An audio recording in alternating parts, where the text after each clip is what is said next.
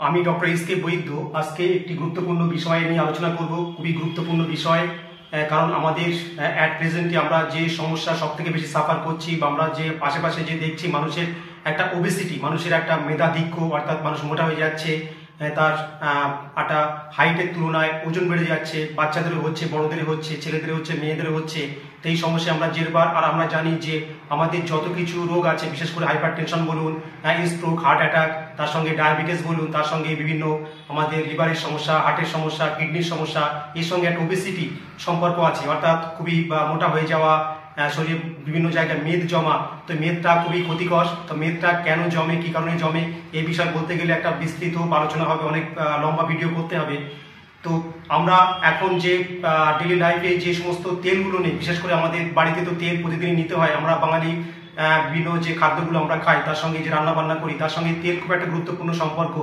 তা বিভিন্ন জায়গায় আপনারা শুনবেন, অনলাইনে শুনবেন, বিভিন্ন ডক্টরের কাছে শুনবেন, বিভিন্ন জায়গায় আপনারা শুনবেন যে আমরা যে তেল নিই সেটা সবই অয়েল হতে পারে, সর্ষের তেল হতে পারে, বাদাম তেল হতে পারে, সানফ্লাওয়ার অয়েল হতে পারে, সূর্যমুখী তেল, বিভিন্ন যে তেলগুলো আছে এই তেলগুলো কোথাও শুনবেন যে সূর্যমুখী ভালো, সর্ষের তেল খারাপ, কোথাও শুনবেন যে সানফ্লাওয়ার অয়েল ভালো, বাদাম তেল খারাপ, কোথাও শুনবেন যে সোয়াবিন তেল ভালো। তা কোনটা ভালো কোনটা খারাপ এই নিয়ে অনেকের মতভেদ আছে। তো আজকে ব্যাপারটা ক্লিয়ার করব যে কোন তেলটা আমাদের জন্য ভালো, কোন তেলটা আমরা যদি রান্নায় নিই সেই তেলটা আমাদের উপকার, তার মধ্যে কতটা খারাপ চর্বি আছে সেই বিষয় নিয়ে আজকে ছোট্ট ভিডিও করে আলোচনা করব, যাতে আপনাদের বুঝতে সুবিধা হয়। তো ভিডিওটা কোনোভাবে স্কিপ করবেন না, আর আমার চ্যানেলকে অবশ্যই সাবস্ক্রাইব করুন, আমার সঙ্গেই থাকুন। তাহলে নিত্য নতুন যে হেলথ রিলেটেড যে সমস্ত ভিডিও আমি আপলোড করবো সেগুলো আপনারা দেখে আপনাদের বিভিন্ন উপকারী তথ্য আপনারা জানতে পারবেন। তো চলুন আলোচনাতে আসা যাক। তা প্রথমেই আমি আলোচনা করব যে আমাদের যে ফ্যাট খাদ্য, এই খাদ্যটাকে আমরা বিভিন্ন ভাগে ক্যাটাগরিতে ভাগ করি। এই ফ্যাট খাদ্যকে আমরা বলি স্নেহ পদার্থ বা স্নেহ বা চর্বি জাতীয় বলে আমরা বলে থাকি। এই স্নেহ বলুন বা চর্বি জাতীয় পদার্থ, এটাকে ফ্যাট হিসাবে আমরা ইংরেজিতে বলি। এবং এই ফ্যাটটাকে আমরা দুই ভাগে ভাগ করি। একটা হচ্ছে ফ্যাটি অ্যাসিড, আর একটা হচ্ছে গ্লিসারল।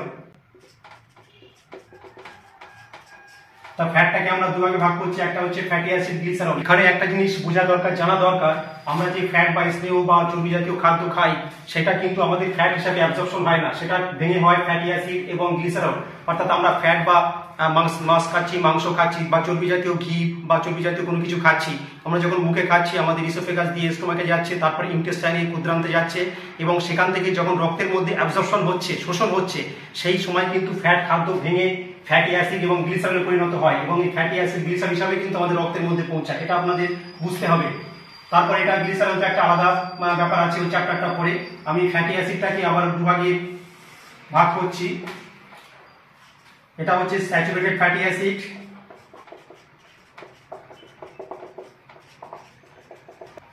আর এটা হচ্ছে আনস্যাচুরেটেড ফ্যাটি অ্যাসিড।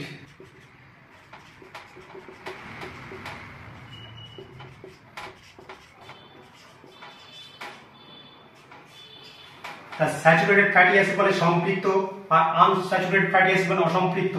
অর্থাৎ আমাদের কোলেস্টেরল আমরা দুভাগে ভাগ করি, অর্থাৎ এই ফ্যাটটাকে আমরা গুড, যেটা স্যাচুরেটেড এটা কিন্তু ব্যাড, এটা আমাদের পক্ষে শরীরের পক্ষে ভালো নয়। আর আনস্যাচুরেটেড ফ্যাটি অ্যাসিড এটা কিন্তু আমাদের শরীরের পক্ষে ভালো, অর্থাৎ এটা গুড, এটা কিন্তু ব্যাড, এটা আমাদের মানতে হবে। অর্থাৎ যে সমস্ত খারাপ চর্বি সেটাকে আমরা স্যাচুরেটেড ফ্যাটি অ্যাসিডের মধ্যে ফেলবো, আর যেটা ভালো চর্বি, যেটা আমাদের শরীরের পক্ষে ভালো, যেটা আমাদের শরীরের ক্ষতি করবে না, যেটা শরীরের উপকার করবে, সেটা হচ্ছে আনস্যাচুরেটেড ফ্যাটি অ্যাসিড। অর্থাৎ এর মধ্যে যে চর্বি থেকে যে খারাপ জিনিসগুলো শরীরের মধ্যে জমে গিয়ে বিভিন্ন সমস্যার সৃষ্টি করে, সেটা স্যাচুরেটেড ফ্যাটি অ্যাসিডটা সমস্যার সৃষ্টি করে। আর আনস্যাচুরেটেড ফ্যাটি অ্যাসিডটা কিন্তু আমাদের শরীরকে ভালো রাখতে সাহায্য করে। এবং এর পরে আসি, এই যে আনস্যাচুরেটেড ফ্যাটি অ্যাসিডটাকে আমরা আবার দুভাগে ভাগ করি। একটা হচ্ছে মোনো আনস্যাচুরেটেড ফ্যাটি অ্যাসিড,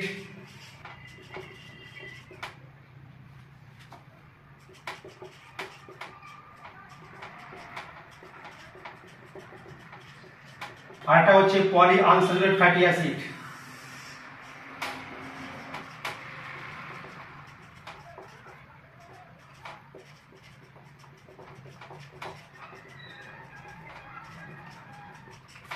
এই মোনো আনস্যাচুরেটেড ফ্যাটি অ্যাসিডটাকে আমরা সংক্ষেপে বলি MUFA, মুফা।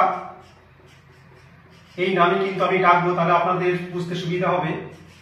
আর পলি আনস্যাচুরেটেড ফ্যাটি অ্যাসিডটাকে আমরা বলতে পারি পুফা। তাহলে এখানে আপনারা দেখছেন যে আমরা ফ্যাট খাদ্য যেটা খাই সেটা ভেঙে হচ্ছে ফ্যাটি অ্যাসিড, গ্লিসারল, এবং ফ্যাটি অ্যাসিডটাকে আমরা দুভাগে ভাগ করতে পারি। স্যাচুরেটেড ফ্যাটি অ্যাসিড, এটা কিন্তু ব্যাড ফ্যাট হিসাবে আমরা বলতে পারি, আর স্যাচুরেটেড ফ্যাটি অ্যাসিডটাকে আমরা বলতে পারি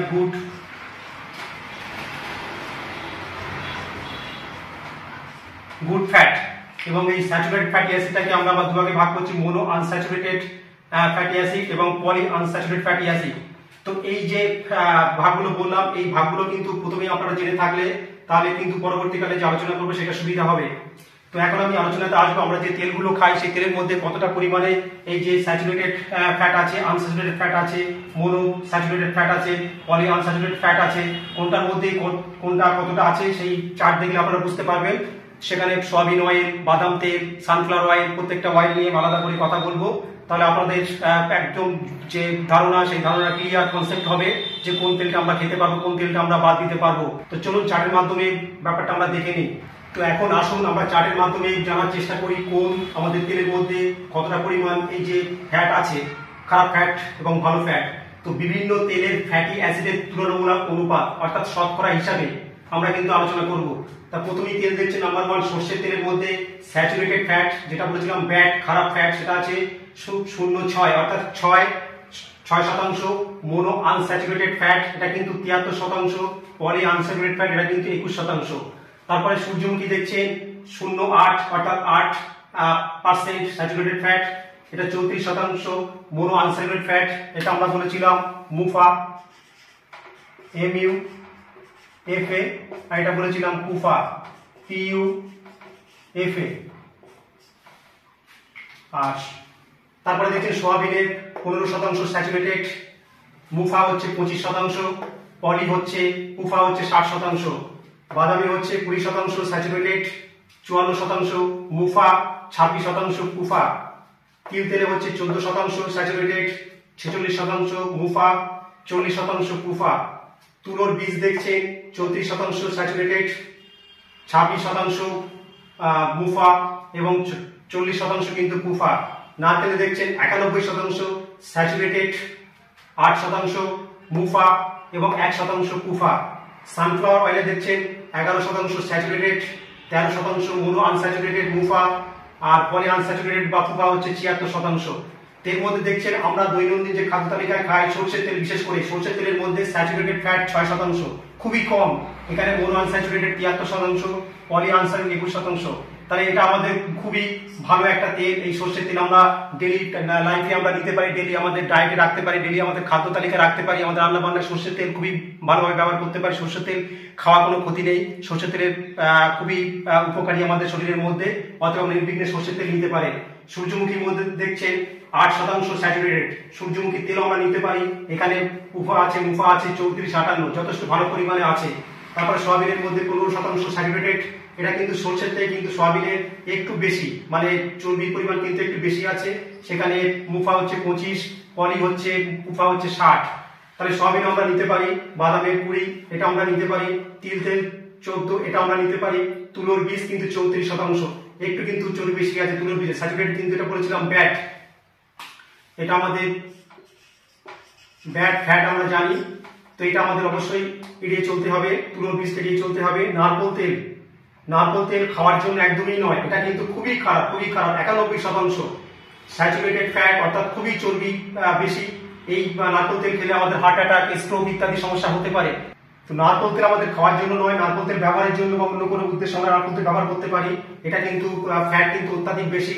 আর এটা দেখছেন যে ভালো যে ফ্যাট সেটা মোনো বা কুফা বা মুফা কিন্তু অনেক কম আছে।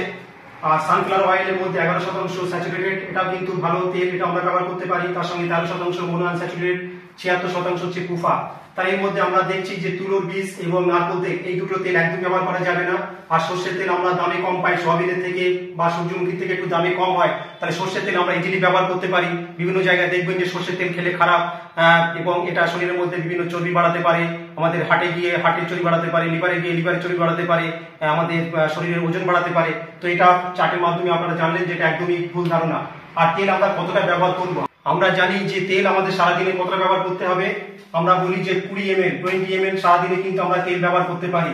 অর্থাৎ মাসে যদি হয় তাহলে 600 ml তেল এক একজনের ক্ষেত্রে, একজন প্রাপ্তবয়স্ক মানুষের প্রতিদিনের তালিকায় আমরা 20 ml তেল রাখতে পারি, তার সঙ্গে মাসে এটা 600 ml তেল এক একজনের ক্ষেত্রে ব্যবহার করতে পারি। তাহলে কারোর যদি ফ্যামিলি 5 জন মেম্বার থাকে তাহলে 5 × 6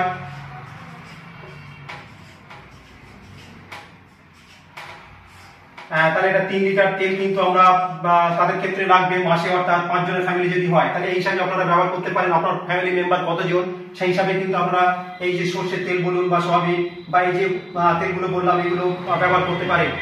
তো আজকে আলোচনা থেকে আপনারা এটা ক্লিয়ার হলেন যে কোন তেল আমরা সারাদিনের খাদ্য তালিকায় আমাদের রাখতে পারি, আমাদের ডায়েটে রাখতে পারি।